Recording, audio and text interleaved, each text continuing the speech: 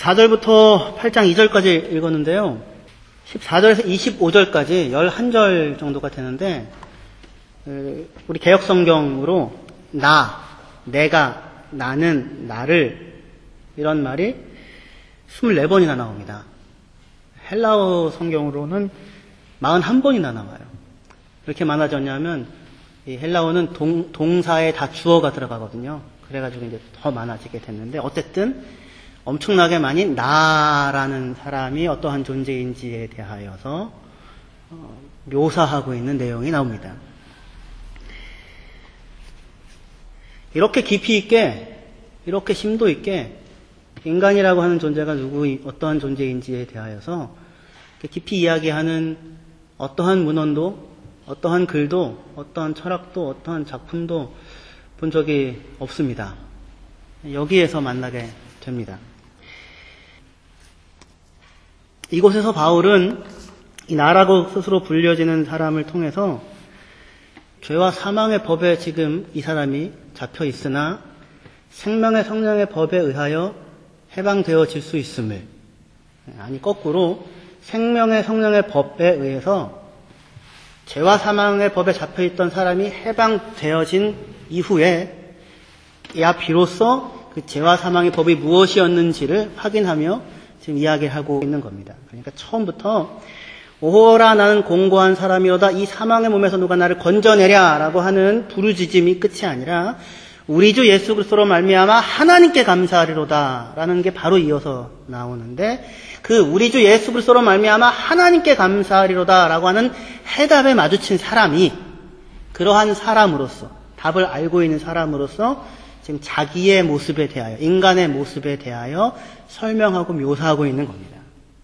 이 해답이 없다면 이렇게 깊이 있는 이 사람에 대한 묘사를 사실은 할 수가 없을 것인데, 바울은 이 자리에 섰기 때문에 지금 이 묘사를 하고 있습니다. 이 사람에 대해서 스스로 지금 이런 이제 묘사들이 나타나는데, 15절에 내가 알지 못하는 것이 있다. 내가 이해할 수 없다. 뭘 이해할 수 없냐면, 내가 원하는 선이 아니라 내가 미워하는 악을 행하고 있는데, 내가 원하는 선을 행하고 있지 못하고 오히려 미워하는 악을 행하고 있는데 그러나 참 이해를 할 수가 없다. 지금 그 얘기고요. 또 내가 알고 있는 게 하나 있는데 17절에 내 속, 내 육신 안에는 선한 것이 거하지 않는다는 사실을, 그 사실을 내가 하나 알고 있다. 그리고 또 내가 시인하는 것, 내가 인정하는 것이 하나 있는데, 그것은 뭐냐면 율법은 선하다, 율법은 신령한 것이다 라고 인정하고 있고, 또 내가 발견한 것이 있는데, 내가 내 안에서 발견한 것이 있는데 뭐냐면 선을 행하기를 원하는 나에게 악이 같이 곁에 있다는 사실을 내가 발견했다. 그리고 내가 보고 있는 것이 하나 있는데, 나에 대하여서 내가 보고 있는 것이 하나 있는데, 그건 뭐냐면 내 지체 안에, 내 몸 안에 어떤 다른 법이 내 마음의 법과 싸워서 내 지체 안에 있는 죄의 법으로 나를 포로로 사로잡고 있는 것을 내가 보고 있다. 지금 이렇게 자기에게 일어나는 일들에 대하여서 묘사를 하고 설명을 하고 있습니다. 스스로 자기에 대하여 아는 것도 있고 발견한 것도 있고 보고 있는 것도 있으나 이해할 수 없는 자기의 모습도 있는 겁니다. 도대체 왜 그러는지 이해할 수 없는 모습도 있는 거예요.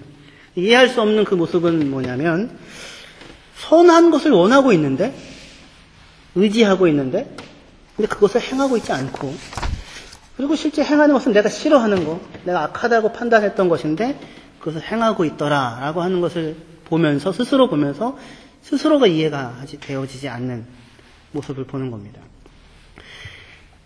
어떻게 여러분들의 삶에 대한 묘사라고 생각하십니까?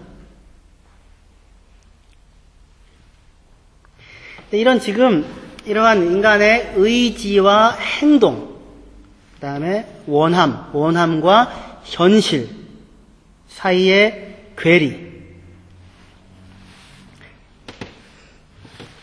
주일날마다 허리띠를 졸라매면서 원함과 현실 사이의 괴리를 항상 느낍니다.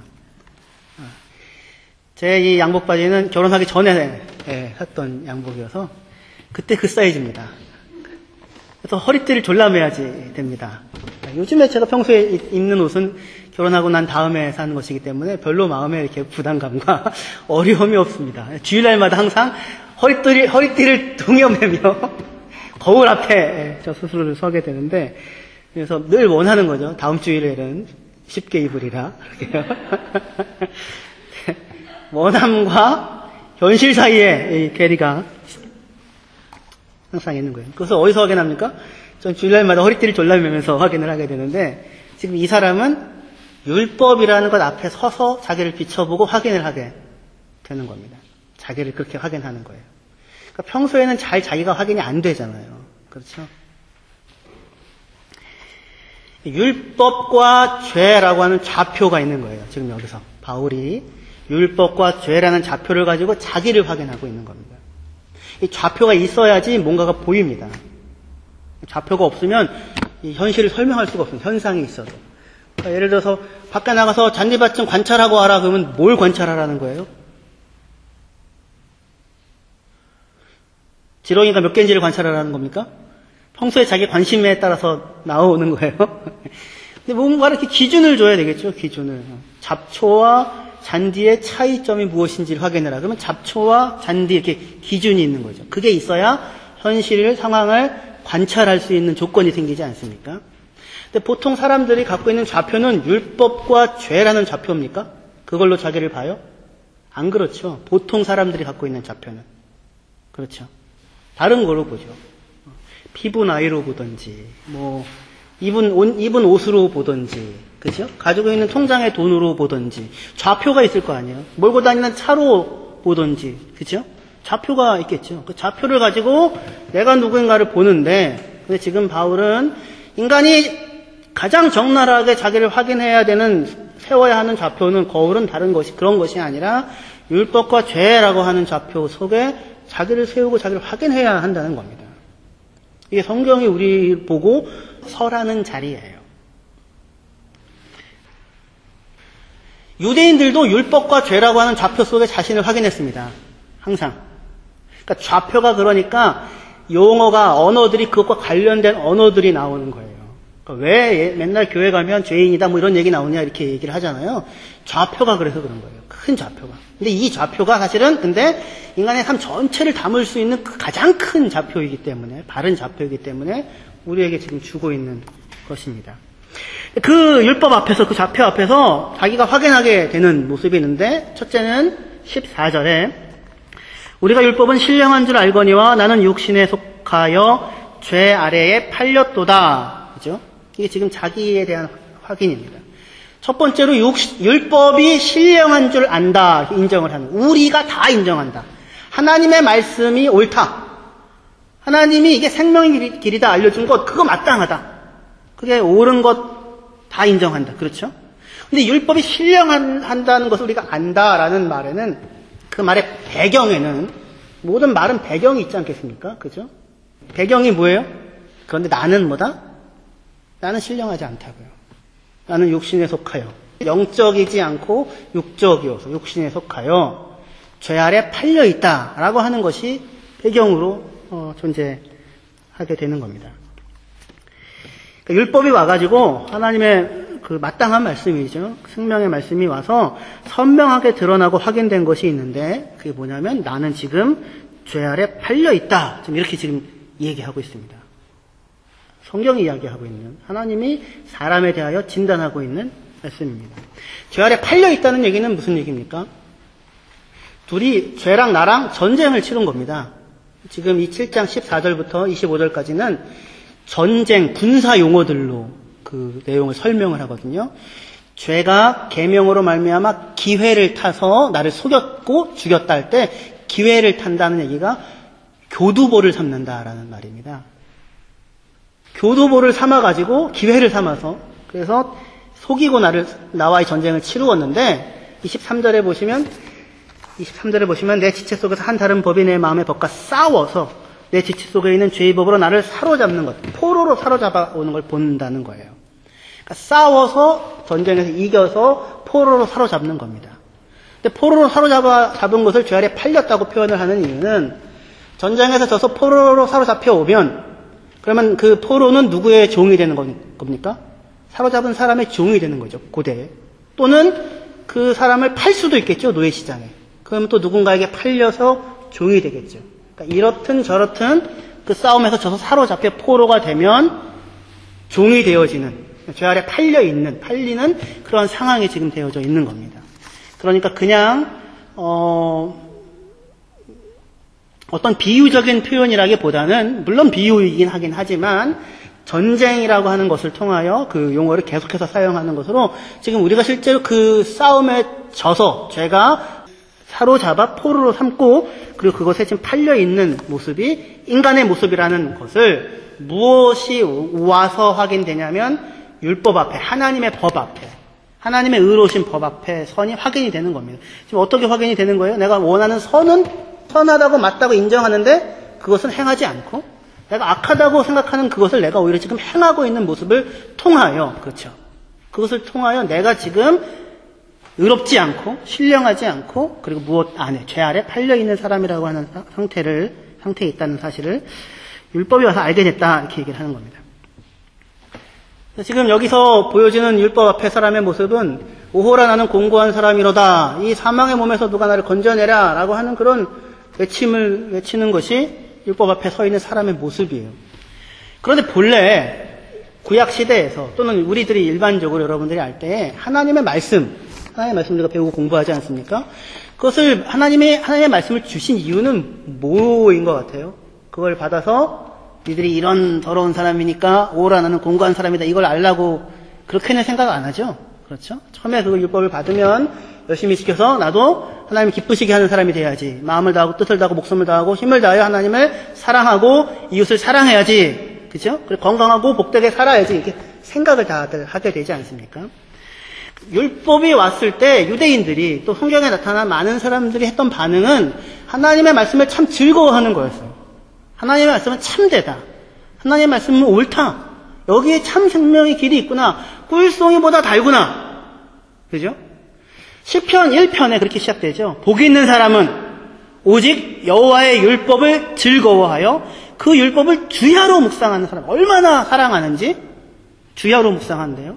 저는 시냇가에 심겨진 나무가 시절을 쫓아 과실을 맺으며 열매를 맺으며 그 잎사귀가 마르지 아니함 같으니 그 행사가 다 형통하리로다. 그죠? 그러니까 이것이 지금 시편 1편이 그려놓고 있는 하나님의 말씀 율법을 받고 그것을 즐거워하고 사랑하고 묵상하면서 사는 사람의 이상적인 모습이에요. 이렇게 하나님의 말씀을 참으로 즐거워하고 기뻐하고 살면 그 풍성한 열매를 맺는 것이 마땅한 것이죠. 그렇죠? 그렇게 하라고 말씀을 주신 것이니까. 그죠? 그런데 분명히 그런데 그게 다 우리가 인정하고 동의할 수 있는 것인데 그런데 정작 사실 율법이 와서 율법을 가지고 지키고 사랑한다고 얘기하는 사람인 시편 119편 기자는 그러니까 시편 1편에 이것이 마땅한 길이다라고 원리를 딱 설명해 놓지만 그것에 비견될 수 있는 시편 119편 하나님의 말씀을 사랑하고 율법을 사랑하고 그것을 즐거워하고 그것이 내 생명이라는 걸 알아서 목숨처럼 따라 살겠다고 하는 그 사람 시편 119편 기자가 176절에 마지막에 하는 고백은 뭐예요?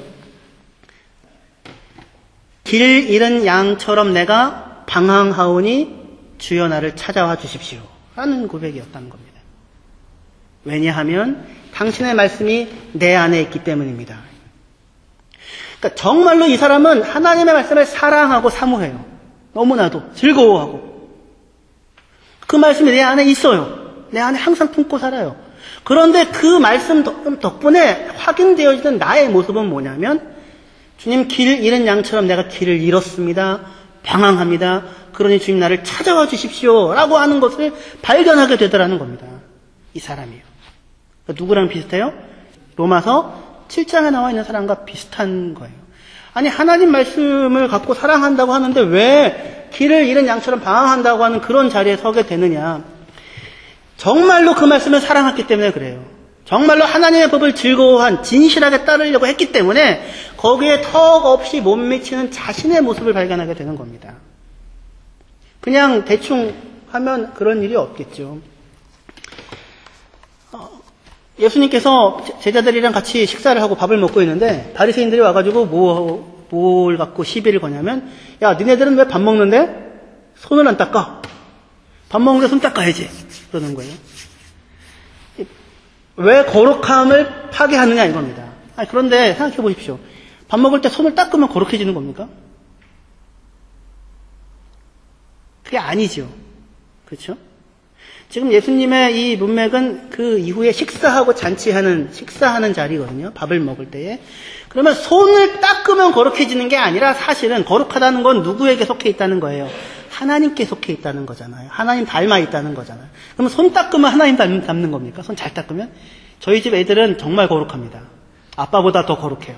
애들을 얼마나 교육을 끔찍하게 잘 시켜놨는지 밖에서 들어오면 무조건 화장실로 가서 먼저 손부터 닦는 겁니다. 아빠는요? 그거 보고서 들어가서 닦는. 우리 애들은 정말 거룩한 거겠네요? 지금 바리새인들이 그렇게 말씀이 주어지고 율법이 주어졌는데 그 말씀을 정말 사랑하고 정말 사모해서 그 거룩함, 하나님의 거룩함, 하나님을 닮은 모습, 하나님다움, 하나님의 자녀 같은 모습처럼 나도 돼야겠다고 하는 것을 소망하고 그 앞에서 살았던 게 아닌 거예요. 그러니까. 그게 아니고 그것으로 자기 치장을 했던 겁니다. 자기를 너희 죄인들과는 다른, 쟤네들은 손도 안 씻고 밥 먹지만 우리는 손 씻고 밥 먹어 라고 하는 것으로 자기 치장으로 율법을 삼은 거예요. 율법으로 옷을 해입은 겁니다. 근데 사실은 하나님은 율법으로 옷을 해입으라고 준 게 아니라 율법으로 너희가 벌거벗은 사람이라는 것을 확인하라고 사실은 줬던 거예요. 그리고 정말로 그걸 사랑했던 사람들은 그런 자기를 확인하게 되더라는 거죠. 예수님의 말씀 속에서는 손 씻는다고 깨끗해지지 않고 너희들 마음에 더러운 게 있어. 뭘 먹는 게 더럽게 하지 않고 더러운 건 니들 마음에 안에 있는 거야. 마음에서 온갖 더러운 게 나와. 그게 지금 율법 앞에 보아야 할 나의 모습인데, 근데 손 씻는 것으로 깨끗하다고 지금 하는 거는 말이 안 되는 거잖아요. 근데 지금 그게 아니라 너희 안에 온갖 더러운 것이 가득하게 있지 않느냐. 지금 밥 먹는 문맥인데 예수님이 죄인들과 같이 밥을 먹고 있는 겁니다. 누군가가 밥을 차려서 대접을 하고 있는 거죠. 여러분들 밥을 차려서 대접을 하면 밥을 먹는 사람이 밥을 먹으면서 아우 너무 감사합니다. 우리 성도님들은 다 그렇게 얘기를 하시지만 집안에서는 어때요? 집안에서는 밥이 짜다는 아니고 밥이 질다, 서럽다, 씹힌다, 음식이 짜다, 안 먹어! 그러니까 밥을 해주는데 먹는 사람이 기쁨과 감사함으로 받는 게 아니라 사실은, 그쵸? 온갖 얘기를 하는데 그 밥을 해주는 거죠. 그럼에도 불구하고 그 사람을 위해서 밥을 해주는 사람의 자리에 서야 거룩이라고 하는 사람의, 하나님의 마음을 알게 된다고요. 그 뒤에 문맥이 다 그런 얘기예요. 그래서 지금 이스라엘 사람들은 율법 앞에서 자기를 확인해야 할 때에 몇몇 규칙들과 계명들을 가지고 내가 하는 것으로 거룩하다고 하는 것으로 돌려서 썼는데 그렇지 않다는 겁니다. 부자 청년이 예수님께 와가지고 예수님 어떻게 해야 내가 영생을 얻겠습니까? 묻습니다. 예수님이 대답이 뭐예요? 계명을 지켜라.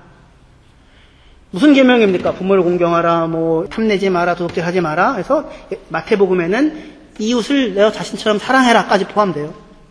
이 사람이 뭐라고 대답을 합니까? 이런 것은 내가 어려서부터 다 지켰습니다. 자기가 다 어려서부터 다 지켰다고 생각을 하는 거예요. 심지어 이웃을 너 자신처럼 사랑하라는 계명조차도. 예수님이 뭐라고 얘기해요? 그러면 너희가 하나 부족한 게 있다. 내게 있는 모든 소유를 팔아서 가난한 자들에게 주고 그리고 와서 나를 쫓으라. 그랬더니 이 사람이 그 얘기를 듣고 어떻게 합니까?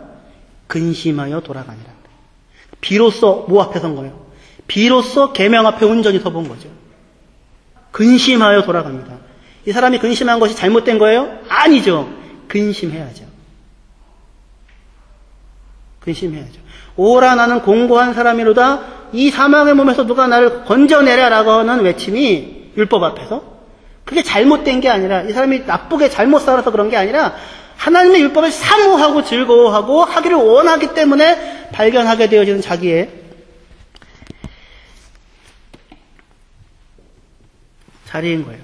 그렇게 내가 누구인지를 하나님의 율법이라고 하는 것을 통하여서 보여주는데 사람은 그것을 가지고 정말로 그 율법을 사랑하여 이 자리에 도달하거나 아니면 그것으로 옷을 해입는 스스로를 가리고 있는, 나는 옳아요, 나는 깨끗해요, 나는 부족하지 않아요, 그런데도 늘 불안하기 때문에 무엇이 더 필요한가요? 라고 이야기하는 두 가지의 반응을 보이게 되는 겁니다. 하나님은 율법을 왜 주었습니까? 생명을 누리라고요. 근데 생명을 누리기 위해서는 뭐를 만나야 되냐면 내가 누구인지를 만나야 되는 거예요. 그래서 신명기 30장 15절부터 20절이요.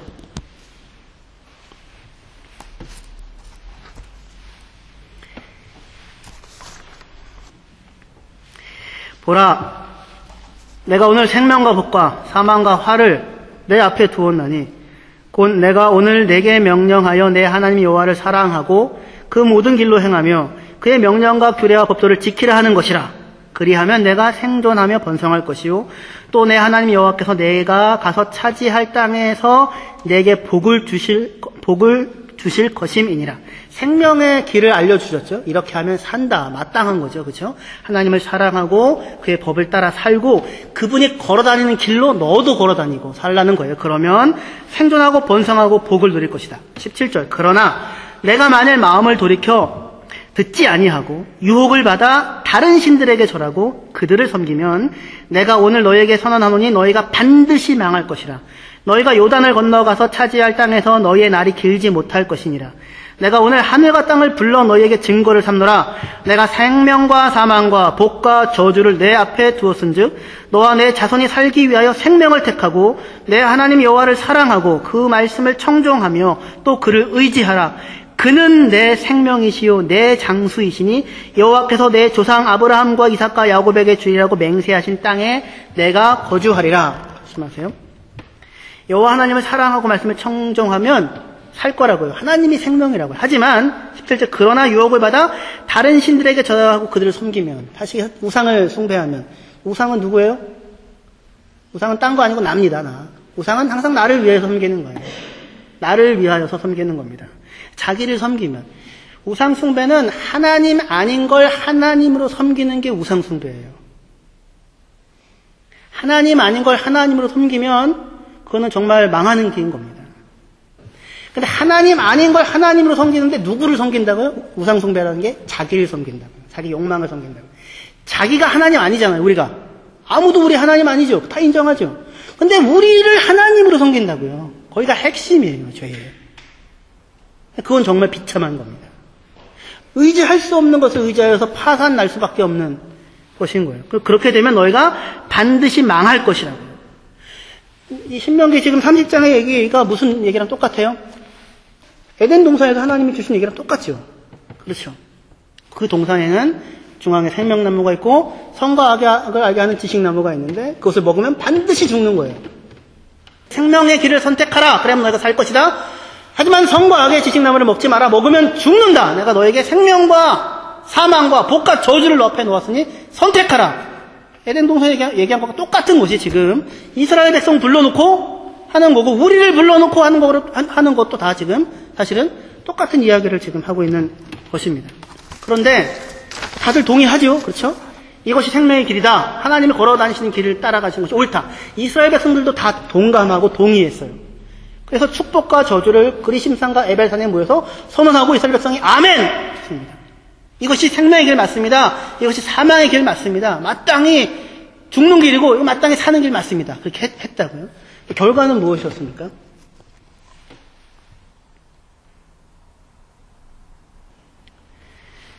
신명기 31장 24절이요.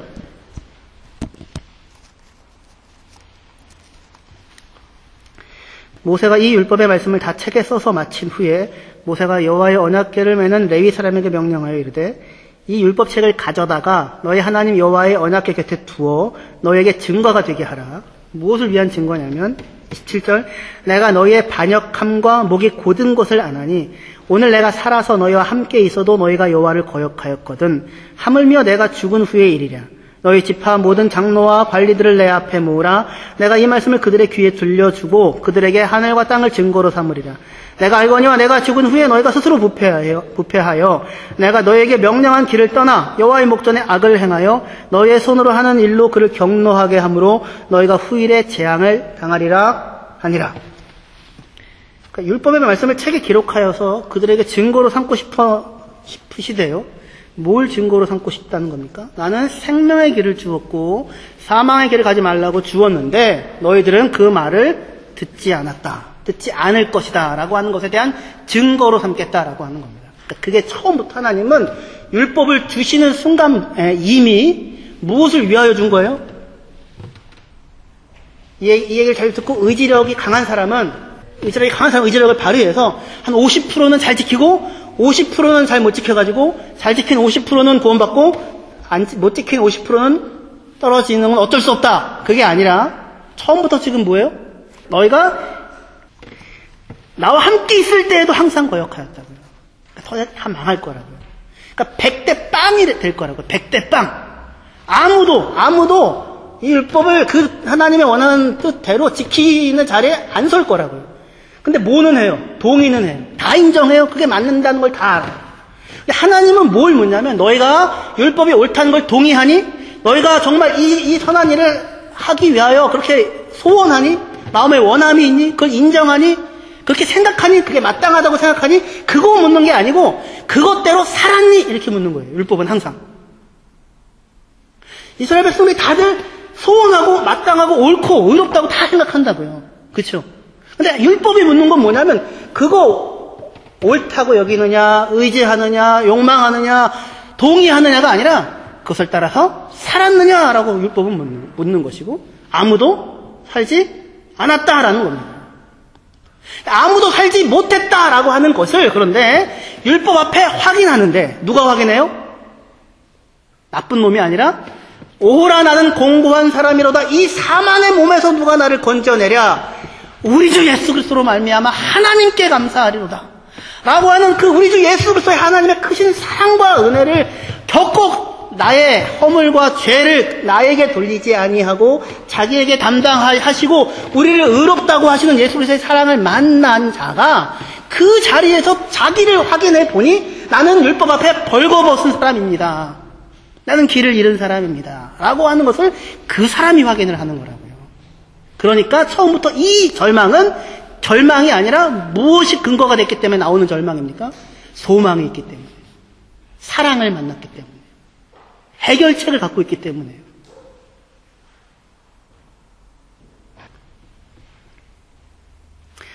근데 이 사람들이 지금 하나님이 지금 너희들은 못 지킬 것이다 라고 얘기할 때에 이것은 의지력의 싸움의 문제가 아닙니다. 27절 신명기 31장 27절이요. 내가 너희의 반역함과 목이 곧은 것을 아나니 오늘 내가 살아서 너희와 함께 있어도 너희가 여호와를 거역하였거든 하물며 내가 죽은 후에 일이야. 그러니까 죄의 지금 본성의 핵심이 뭐냐면 너희가 의지력이 약해서 아무리 소원하여도 못 지킨다가 아니에요. 거예요. 그게 아니고 지금 죄의 본질은 뭐냐면 너희의 반역함과 목이 곧은 것 때문에 너희는 안 듣는다 이겁니다. 그러니까 율법조차도 무엇을 위해 사용하냐면 너희가 하나님처럼 되기 위해서 너희들을 돋보이게 하기 위해서 사람들 앞에 하나님 앞에 드러나기 위해서 부끄럽지 않은 모습으로 드러나기 위해서 너희가 율법도 그렇게 사용해 먹는 것이지 손 씻는 것으로 나는 달라요를 사용하는 것이라고요. 죄의 핵심이. 그러니까 지금 여기서 지금 나타나는 율법 앞에 나타나는 사람의 모습의 죄의 가장 큰 모습은 목이 곧은가 반역이라고요. 그러니까 다시 얘기해서 누구 얘기 듣고 싶지 않다는 겁니까? 다른 사람 얘기 듣고 싶지 않다는 겁니다. 하나님 얘기도 듣고 싶지 않다는 겁니다. 사람은 자기 목소리 이외에 다른 사람의 목소리가 들어오면 그것을 견뎌하지는 못합니다. 그게 맞는 말임에도 불구하고. 그러니까 사람은 옳다, 틀리다가 문제가 아니라 옳으면 옳은 것을 행하는 게 아니고요. 그걸 내가 옳다고 해서 내가 행해야지 되는 거예요. 그러니까 목이 곧은 거라. 하나님이 옳다고 얘기를 해서 거기에 순종하는 것이 아니라 하나님 그거 옳다고 하는 거 내가 인정하고 내가 열심히 지켰으니까 하나님 그거 맞습니다 라고 하는 자리에 서는 것이지 내가 하나님에게 순종하는 형태의 자리가 아니라고요. 우리 아이들이 이제 엄마가 아이한테 야, 뒷 방이 이게 뭐냐? 오늘 좀 청소 좀 해라. 그 얘기를 하면 아이가 뭐라고 합니까?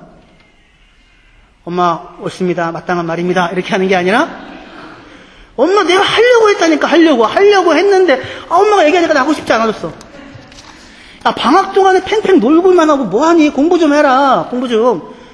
아, 진짜 나 진짜 공부하려고 했는데 이 엄마가 얘기하니까 엄마가 그러니까 가만히 있어. 아무 얘기하지 하지 않아도 돼. 내가 다 알아서 해. 내가 청소도 다 하고 내가 공부도 다 하고 아 진짜 하고 싶은 마음이 싹 사라졌네. 엄마 책임이야. 그래가지고 결국에는 나가서 놀았다는 테레비를 봤다는. 사람은 남편이 하는 얘기도 듣기 싫고요, 아내가 하는 얘기도 듣기 싫어요, 목사가 하는 얘기도 듣기 싫고요, 하나님이 얘기해도 듣기 싫어요. 그게 그러니까 자율, 자기가 자기에게 법에 대해서 자기가 자기 얘기를 하고 자기 얘기를 자기가 듣기를 원하는 거예요. 그게 목이 고든 거죠. 근데 문제는 뭐냐면 그 자기 얘기를, 옳다고 하는 얘기를 실천할 수 있는 능력은 자기에게 없어요. 그러니까 진리에 대한 알은 있는데, 소망도 있는데, 진리를 행하는 것은 없어요. 다시 해서 진리가 없어요. 그러니까 진짜가 없는 거예요.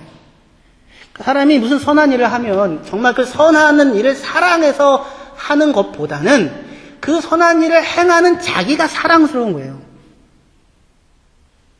자기예요, 자기. 항상 자기를 주위로 맴돌아요. 그러니까 지금 여기서 하나님이 다 옳다고 인정하지만 이 사람들이 하는 것은 하나님의 말씀을 듣고 순종하는 거예요. 하나님을 신뢰하는 것으로 하나님과 만나는 게 아니라, 데카르트가 나는 생각한다, 고로 나는 존재한다. 이게 다 그런 데서 나오는 거예요. 나는 생각한다, 고로 저는 생각해요. 그래서 저는 존재해요. 여러분들은요? 여러분들은 존재하는지 안 하는지 아무 상관이 없죠. 일단 내가 생각해서 내가 존재하니까. 여러분들이 존재하는지 안 하는지는 모르겠어요.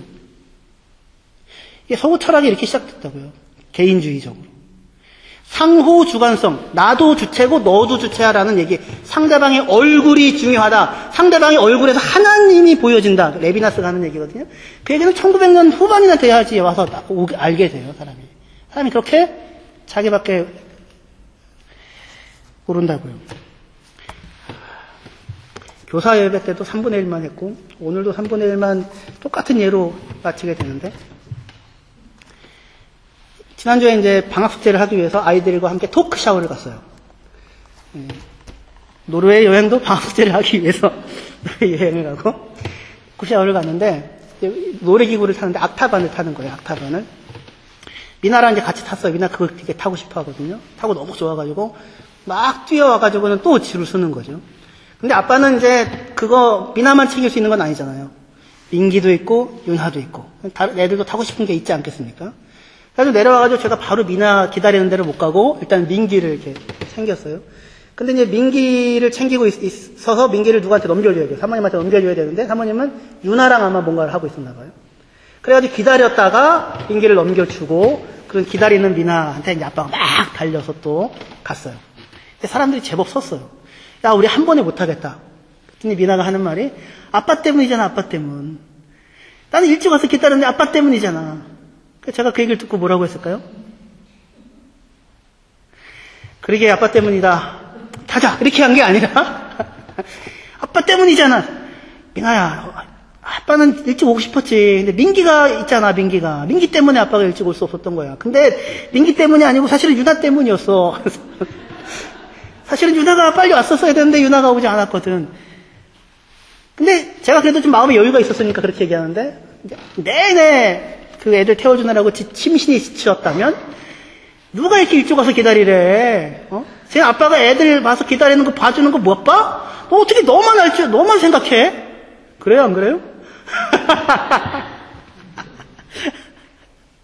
얼마든지 맞는 얘기죠. 얼마든지. 제가 마음에 여유가 있으면 전혀 그렇지 않을 텐데, 여유가 없으면 얼마든지 맞는 얘기. 다 누구 때문이에요? 다 다른 사람 때문이죠. 그러니까 옳다 그르다 율법이 오자 율법이 온 것으로 뭐를 하냐면, 쟤네들은 벌거벗었어. 쟤네들은 지금 심각한 상황 가운데 있어는 보는데 뭘 못 봐요? 자기는 보지 못해요. 자기는 보지 못하고, 그리고 자기는 괜찮다고 생각을 하고 있는 겁니다. 여기에 사실은 이게 곤고한 상태 가운데 있는 거거든요. 이게 죄 가운데 있는 거거든요. 예수님께서 라오디게아 교회에 대하여 요한계시록 3장에서 너의 곤고한 것과 라고 할 때 오호라 나는 공고한 사람이로다. 이 사망의 몸에서 누가 나를 건져내랴. 바울이 여기서 얘기하는데 라오디게아 교회 사람들은 뭘 모르냐면 자신들의 곤고한 걸 몰라요. 왜 모르냐면 나는 부자라 부유하여 부족한 것이 없다. 예수님의 말씀은 너희는 가난하다. 곤고함을 알아라. 불로 연단한 금을 써서 부유해져라. 안약을 발라서 눈으로 보게 해라. 옷을 입어서 벌거벗은 수치를 덮어라. 근데 이 사람들은 어떻게 해요? 나는 공고하지 않다고 생각한다. 이유가 뭐예요? 율법 앞에서 자신의 모습을 본 게 아니고 다른 사람들의 모습을 보고 쟤들은 장님이에요. 쟤들은 보지 못해요. 누구는 보고 있는 거라고요? 근데 자기는 보고 있는 거라고 생각을 했다고요. 오호라 나는 공고한 사람이로다. 이 사망의 몸에서 누가 나를 건져내랴 라고 외치는 사람이 곤고한 것이 아니라 자신이 지금 공고한 처지에 있다는 사실을 모르는 것이 비참한 거라고요. 자신이 지금 보고 있지 못한데 보고 있다고 생각하는 것이 지금 공고한 것이고, 자기가 지금 입고 있지 않은데 온전한 것으로 옷을 입고 있지 않은데 율법이든지 이러한 것으로 자기를 못 입고 있다고 착각하고 있는 것이, 그것이야말로 사람의 가장 공고한 것이라고. 그걸 알라고 율법을 주셨어요. 공고 앞에 서라고. 그런데 공고하지 아니하고 하나님 앞에서도 떳떳하려고 하는 거죠. 너 이거 왜 먹었니? 하나님이 주셔서 먹었어요. 하나님이 주신 여자가 주셔서 먹었어요. 너 이거 왜 먹었니? 뱀이 나를 속였어요. 하나님 앞에서 드러나지 못하고 나무 사이에서 숨습니다. 여러분, 숨어 있지 마시고 그냥 나가십시다. 율법 앞에서 벌거벗었다는 사실, 스스로 덮을 수 없다는 사실, 원하고 소망하지만 그렇지 않는 자가 나라는 사실을 확인하셨으면, 아담아 네가 어디 있느냐 물으시면 어떻게 하시면 돼요? 주님 제가 여기 있습니다. 이렇게 나가시면 되는 겁니다. 그게 율법이 우리 보고 부르는 거예요. 그럼 하나님이 어떻게 하실 거예요? 예수 그리스도의 피로 우리를 옷 입혀주실 것입니다. 우리를 싹 덮으실 것입니다. 우리의 허물을 우리에게 돌리지 아니하시고 하나님의 자녀의 영광을 우리에게 주실 것입니다.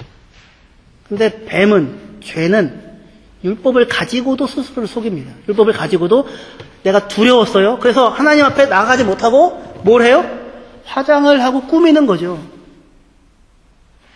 얼마나 화장을 하고 꾸미면 좀 나을까요?